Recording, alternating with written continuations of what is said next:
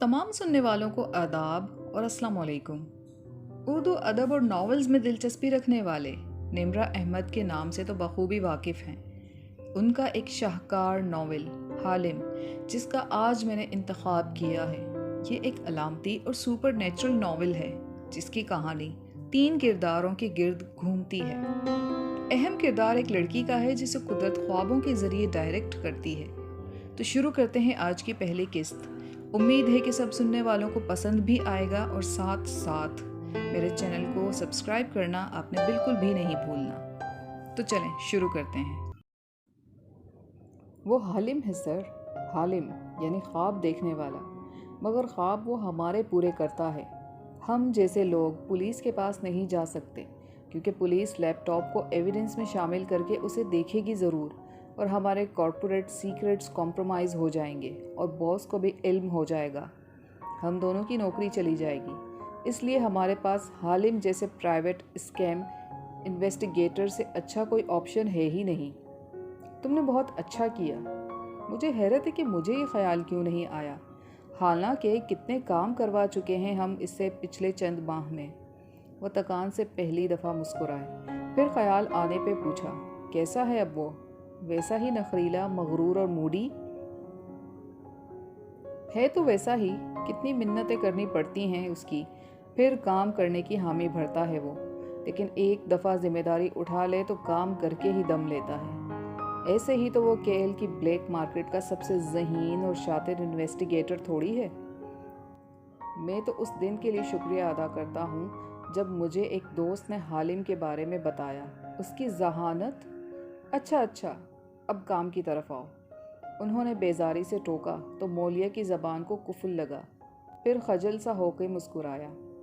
अच्छा ये देखें, उसने लैपटॉप को ट्रेस कर लिया है। इस वक्त हमारा लैपटॉप इस एड्रेस पर मौजूद है।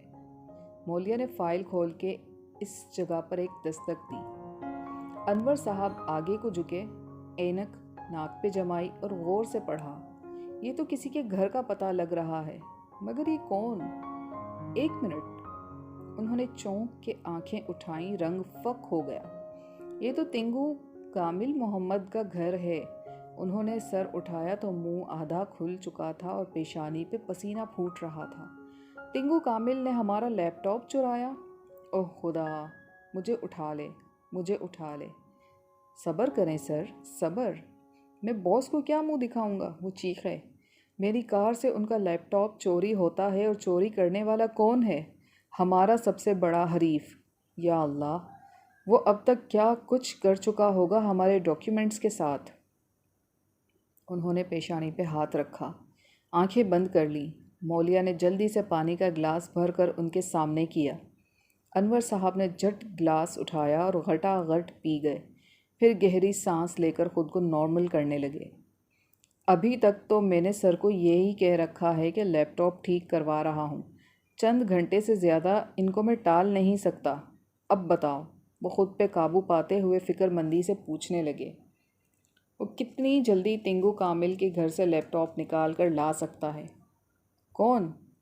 मेरा दादा जो कब्र में बैठा तुम्हें ख़त लिख रहा है, यू इडियट। उन्होंने ज़ोर से मेज़ पर हाथ मारा। पानी का गिलास तो कांपा ही, मौलिया खुद भी उछल ही पड़ा। मैं वो हालिम का पूछ रहे हैं आप? मगर सर वो इन्वेस्टिगेटर है, इससे ज़्यादा कुछ नहीं कर सकेगा।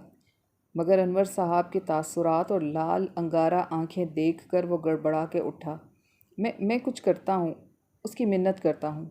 अनवर साहब ने खामोशी से उंगली से उसे करीब बुलाया। वो डरते डरते उनकी तरफ झुका।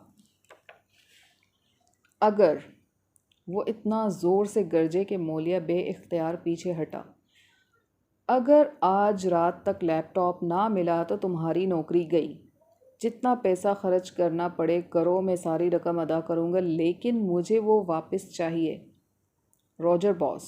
उसने इस्बात में ज़ोर ज़ोर से गर्दन हिलाई, जल्दी जल्दी फ़ाइल समेटी और बाहर को भागा। कॉलिंग हालिम। जल्द ही उसने फ़ोन उठाया, फिर हालिम की खुशगवार मर्दाना आवाज़ गूंजी।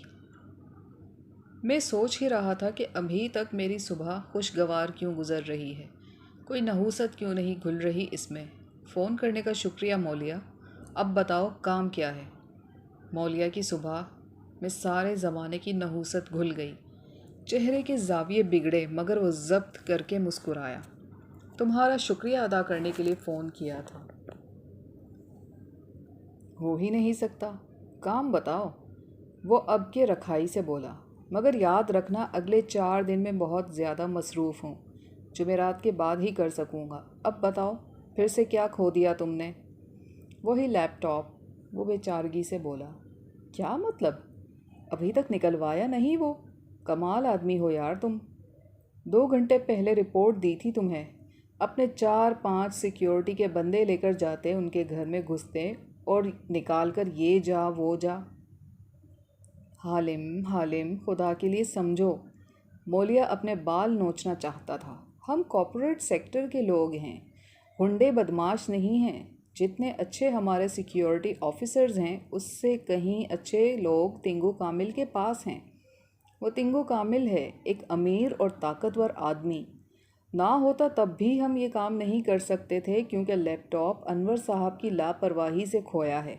ہم باس کو بتائے بنا اس کو واپس حاصل کرنا چاہتے ہیں کل صبح سے پہلے۔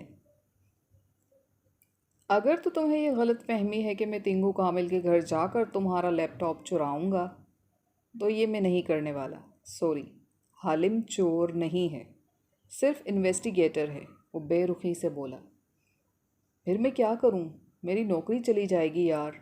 مولیا نے بے چارگی سے فوٹو فریمز کو دیکھا۔ کھڑکی سے چھن کے آتی دھوپ میں وہ مزید چمکنے لگی تھیں۔ تیز دھوپ، بے سائباں، اس کا دل بیٹھنے لگا تھا۔ اچھا، پھر کسی چور کو ہائر کر لو، وہ رات کو چرا لائے گا۔ حالم نے گویا ناک سے مکھی اڑائی۔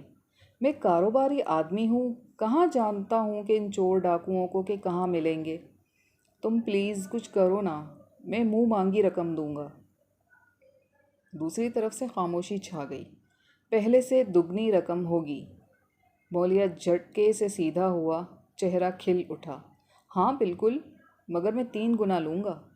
مولیا نے فون کو کان سے ہٹا کے گھورا، پھر ضبط کرتے ہوئے دوبارہ کان سے لگایا۔ جو مانگو گے دوں گا۔ پھر ایک کام کرو۔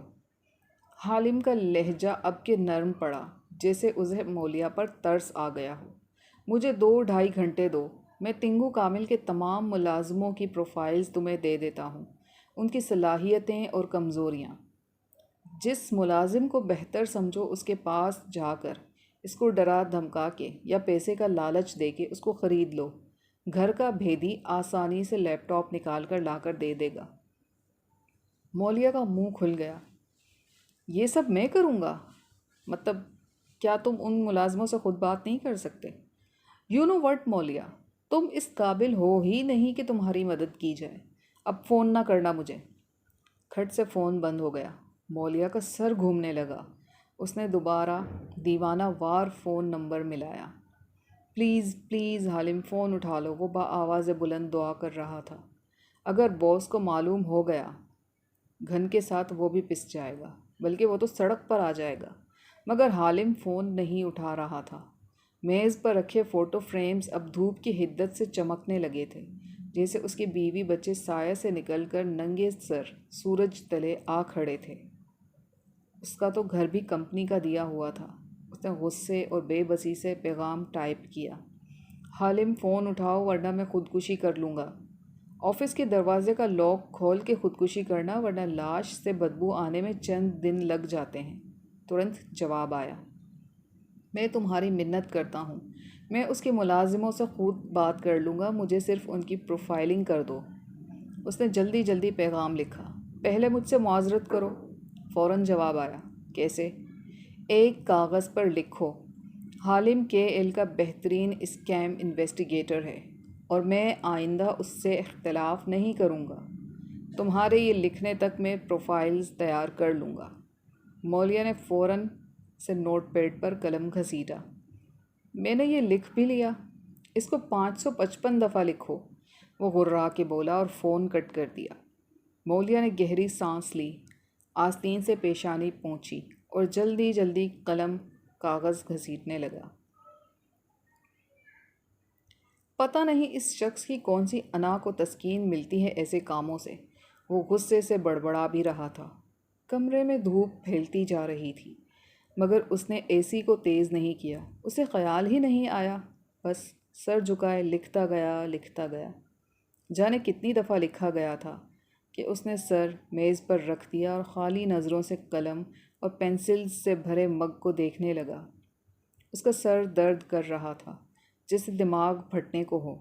انور صاحب کے ساتھ اس کی نوکری اور گھر دونوں جائیں گے۔ فون کی گھنٹی چنگھاڑی تو مولیا اچھل پڑا۔ تیزی سے فون اٹھایا۔ حالم کی ای میل آئی تھی۔ اس کے جسم کا ہر عضو آنکھ بن چکا تھا۔ کچھ دیر بعد وہ چند پرنٹڈ کاغذ اپنے سامنے پھیلائے بیٹھا تھا۔ کھلا لیپ ٹاپ ترچھا کر کے یوں رکھا ہوا تھا کہ سورج کی کرنوں کا رستہ رک گیا تھا، اور فوٹو فریمز چھایا تلے تھیں جیسے ان کو سائباں مل گیا ہو۔ تنگو کامل کا ڈرائیور۔ اس نے ایک کاغذ اٹھا کر چہرے کے سامنے کیا اور آنکھیں چھوٹی کر کے ڈرائیور کی تفصیلات پڑھیں۔ اوہو، جو اتنے سال سے تنگو کامل کی ملازمت کر رہا ہو، بھلے وہ جوئے کا عادی بھی ہو، وہ بک نہیں سکتا۔ اس نے کاغذ واپس ڈالا، دوسرا پرنٹ اٹھایا۔